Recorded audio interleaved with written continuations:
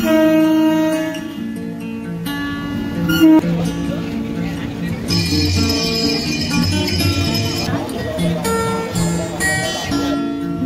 দর্শক বন্ধুরা, কেমন আছেন সবাই? মিস বঙ্গাল বর্ষা চ্যানেলের নতুন একটি ভিডিওতে সকলকে জানাই স্বাগত।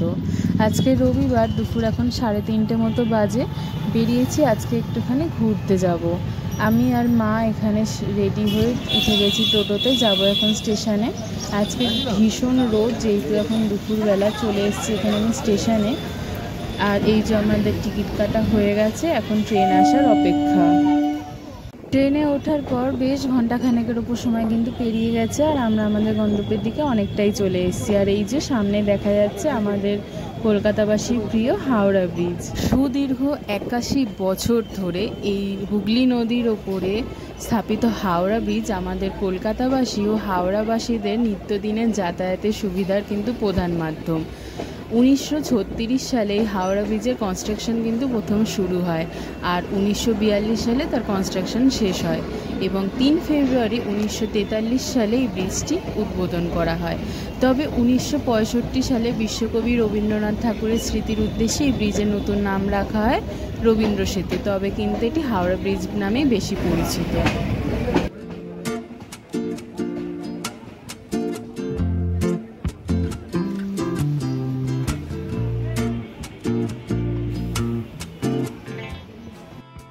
এসেছি আমরা প্রিন্সেপ ঘাট স্টেশনে। ট্রেন থেকে নেমেই সামনে দেখা যাচ্ছে আমাদের দ্বিতীয় হুগলি সেতু। এখানে বলে রাখি, আপনারা যারা প্রিন্সেপ ঘাট আসতে চান আপনারা কিন্তু ট্রেনে আসতে পারেন। দমদম জংশন থেকে কিছু চক্র রেল ছাড়ে ভায়া বিবাদীবাগ হয়ে যে ট্রেনগুলো মাঝেরহাট যায়, আপনারা সেই ট্রেনে করে আসতে পারেন, অথবা আপনারা বাসে করেও আসতে পারেন। বাবুঘাটগামী যে কোনো বাস ধরে আপনারা এখানে চলে আসতে পারেন। শিয়ালদা থেকে কিন্তু বাবুঘাটে আসার অনেক বাসই পাওয়া যায়। আমরা চলে এসেছি এখন জেমস প্রিন্সেপ স্মৃতিসৌধর সামনে। এখানে বলে রাখি, জেমস প্রিন্সেপ ছিলেন একজন ইংরেজ পণ্ডিত, প্রাচ্যবিদ ও একজন বিশিষ্ট ভারততত্ত্ববিদ।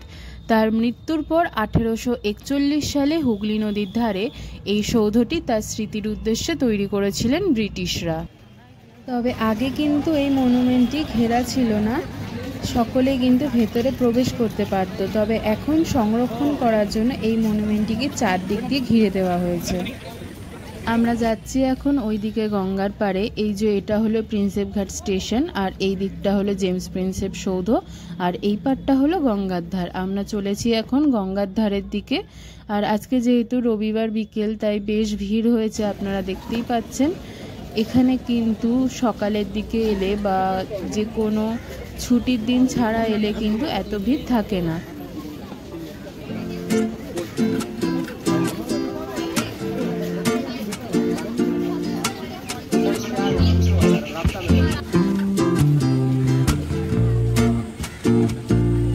দুদিকে সবুজ গাছে ঘেরা রাস্তার মধ্যে দিয়ে আমরা এখন এগিয়ে যাচ্ছি বাবুঘাটের দিকে, যেটার পুরনো নাম ছিল বাজে কদমতলা ঘাট। আর জেমস প্রিন্সেপ সৌধ থাকার কারণে এই জায়গাটির নাম প্রিন্সেপ ঘাট। আমরা এখন অনেকটা এগিয়ে চলে এসেছি। এখানে আপনারা দেখতে পাচ্ছেন, এখানে কিন্তু বেশ অনেক খাবারের দোকান আছে।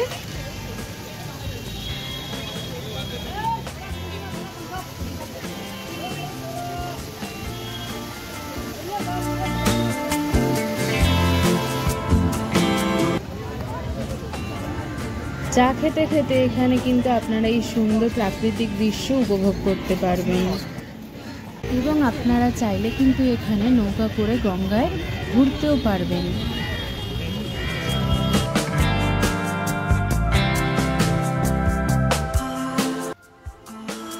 হাঁটতে এখন অনেকটাই কিন্তু এগিয়ে এসেছি, আর যতই এগিয়ে যাচ্ছি দুদিকে সৌন্দর্য যেন আরও বেড়ে যাচ্ছে। এখন যেহেতু সূর্য অস্ত যাওয়ার সময়, জলের ওপর সূর্যের যে আভা পড়েছে, দেখতে কিন্তু খুবই সুন্দর লাগছে।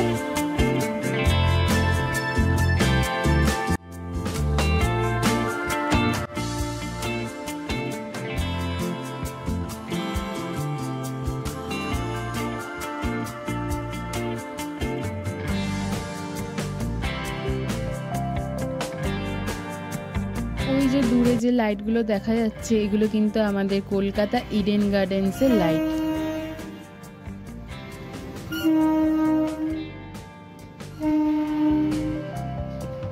হাঁটতে হাঁটতে আমরা চলে এসেছি এখন বাবুঘাটের কাছে। আর এটাই হলো সেই জায়গা যেখানে এখন সন্ধ্যাবেলায় গঙ্গা আরতি করা হয়।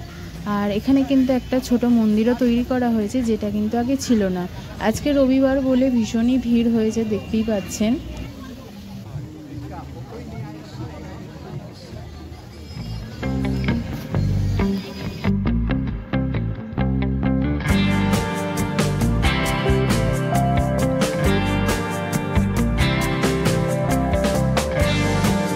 ছটার একটু বেশি বাজে। এখানে গঙ্গা আরতির প্রস্তুতি করছেন ওনারা। আর এই যে শুরু হয়ে গেছে, আরতিটা কিন্তু শুরু হয়েছিল 6:30টার অনেকটাই পরে।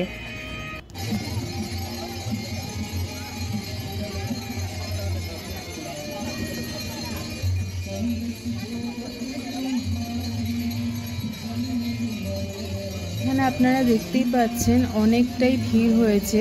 সামনের দিকে কিছু চেয়ার পাতা আছে, সেখানেও কিন্তু মানুষ বসে আছে। এছাড়া সামনে দুদিকে কিন্তু প্রচুর মানুষের ভিড় আছে, সেখানে অনেক মানুষ বসে আছে ও দাঁড়িয়ে আছে। সুতরাং আপনারা চেষ্টা করবেন যতটা আগে আসতে পারেন, তাহলে কিন্তু সামনে থেকে আরতিটা দেখতে পাবেন।